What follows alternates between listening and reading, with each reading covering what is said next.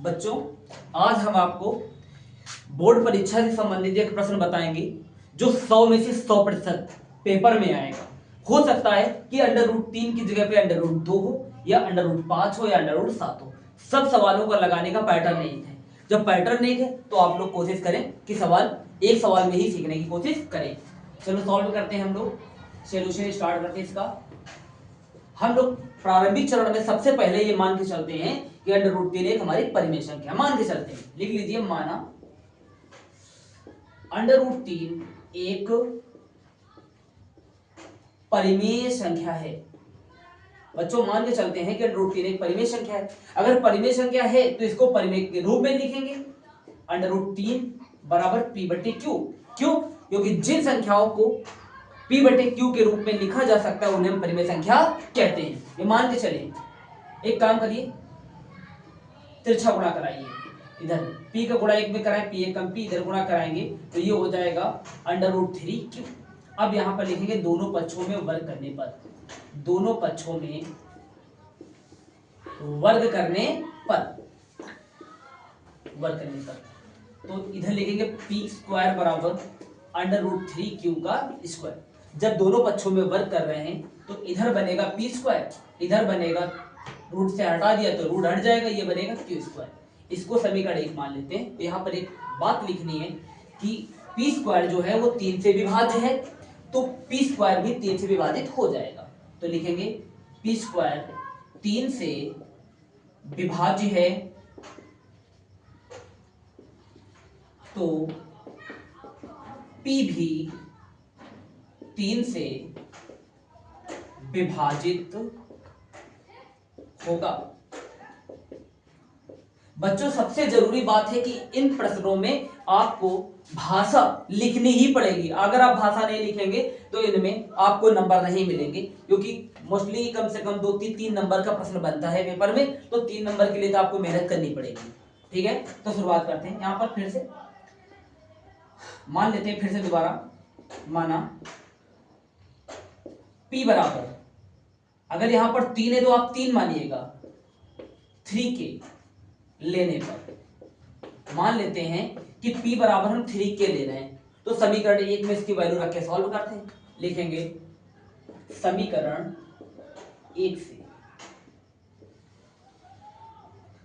से, यानी जहां पर p है वहां पर हम 3k लिखने जा रहे हैं। समीकरण 1 में, समीकरण आप देख लीजिए, समीकरण मैंने नोट कर रखा है। तो ये हो जाएगा 3k² और बराबर ये हो जाएगा 3q²। जब वर्ग करेंगे 3 × 9, ये k² बराबर 3q²। अब 3 से 3 कम 3, 3 × 9, तो ये q² बराबर हो जाएगा 3k²।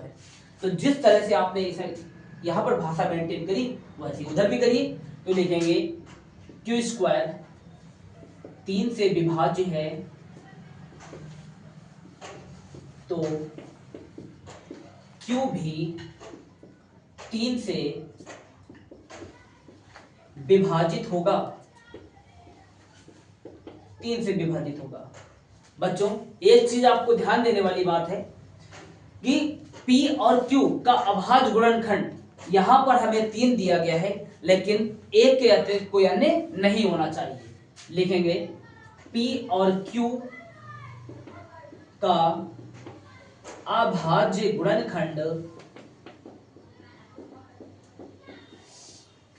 3 है, परंतु p और q का अभाज्य गुणनखंड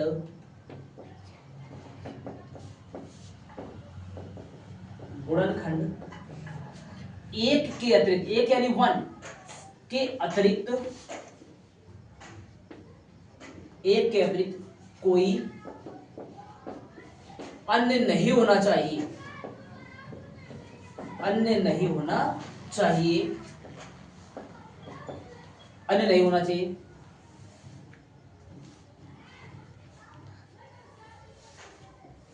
यह विरोधाभास है, क्या विरोधाभास है कि √3, या विरोधाभास है कि अंडर रूट 3 एक परिमेय संख्या है, अंडर रूट 3 एक परिमेय संख्या है, अतः हम कह सकते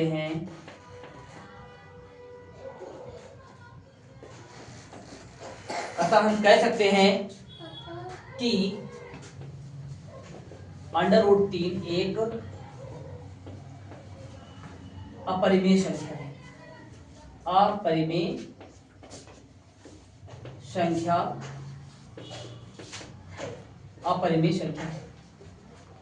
बच्चों ये सवाल परीक्षा की दृष्टि से अत्यंत उपयोगी होगा, जो कि आपको दिया गया है, आप देखिए फिर से एक बार रिपीट करा देते हैं इसको, ठीक है। सिद्ध कीजिए कि अंडर रूट 3 एक अपरिमेय संख्या है। मान की शुरुआत करते हैं कि माना अंडर रूट 3 एक परिमेय संख्या है। अगर परिमेय संख्या है तो इसे p/q के रूप में लिखा जा सकता है, तो p/q बराबर अंडर रूट 3, ठीक है। आप देखिए तो इसका तिरछा गुणा कराइए, p बराबर हो जाएगा अंडर रूट 3 कितना हो जाएगा q, दोनों पक्षों में हम लोग वर्क करते हैं, दोनों पक्षों में वर्क करने पर p² बराबर अंडर रूट 3 q का स्क्वायर, अब यहाँ p² रूट से ये खत्म हो जाएगा, 3 बचेगा, q² बराबर 1 हो जाएगा। p², फिर से स्टेटमेंट लिखते हैं, p² जो है 3 से विभाजित हो जाएगा। क्यों विभाजित होगा? क्योंकि ये 3 के पहाड़ा में आ रहा है, गुणा में है, तो p भी से विभाजित हो जाएगा 3 से। अब यहाँ पर एक मेन बात करते हैं, यहाँ पर अपने पास से मानना होता है कि p बराबर 3 के क्यों माना, क्यों इस वजह से माना क्योंकि इसमें हमें इसकी वैल्यू को रख के संतुष्ट कराना है। तो p बराबर 3 के रखने पर जैसे रखा तो 3 का वर्ग किया, 3 त्रिका 9 के स्क्वायर, यहाँ पर इसको भाग कर लेते हैं, 3 एकम 3, 3 त्रिका 9 और बराबर ये वैल्यू बन जाती है q² बराबर 3 के स्क्वायर।